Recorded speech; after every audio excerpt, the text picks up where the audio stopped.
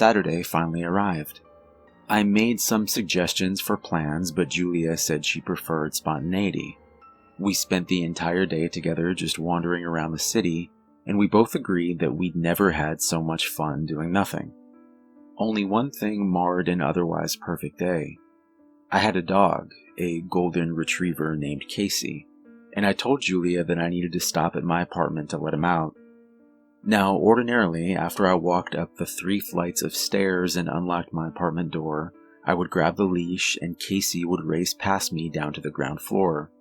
But today, standing in my doorway with Julia, I found Casey had stopped mid-room.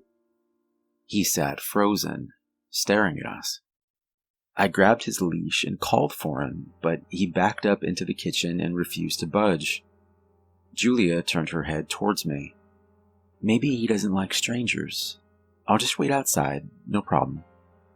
Casey didn't relax until I heard the downstairs entry door open and then shut. Looking back now, I should have known. Hindsight is 20/20, right? Our second date turned out to be our last. I had the day off, so the two of us decided to spend it hiking in the mountains. It was a beautiful day, and we had just reached the top of a climb that ended in a sheer drop of at least a few hundred feet. Without warning, Julia stepped over to the edge and looked over at me. "If I jump, you jump, right?" "What?" Julia moved forward until the tip of her shoes hung out over the edge. I grabbed her arm, but she pulled away from me, leaning out farther over the precipice. Yanking her back hard, she fell into my arms and looked up at me. "I knew you'd save me," she said. "What the hell was that?" I said, grabbing her arm and pulling her back down the path until we were far away from the edge.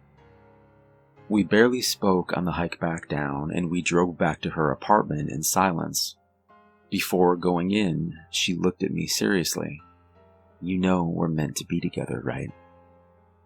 "Julia, we hardly know each other," I replied. Slamming the car door, she walked into her house, not looking back. I had a very busy schedule and didn't see Julia again the rest of the week. Saturday night, arriving home from the late shift, I found a package waiting for me on my doorstep. The return address was from my mom. I took Casey for a quick walk, then had some dinner before sitting down to open the box. Smiling, I pulled out a squeaky toy in the shape of a squirrel and a rawhide dog bone. "It's for you, bud," I said, setting the box on the floor. After a long night, I quickly fell asleep on the couch. A short while later, I awoke to the sound of crying. Casey had thrown up on the carpet and was whining softly.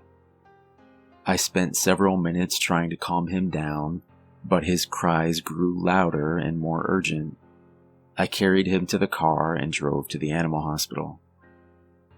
2 hours later, he was dead. My mom hadn't sent any package, nor had my father or sister, and I had what was left of the rawhide bone tested for toxins. The test came back positive for rat poison. I didn't say a word the next day when I went into work at the hospital, just wanting to be left alone. I had my suspicions of who did it, but I needed more evidence. Before I could gather any, I was called into my superior's office.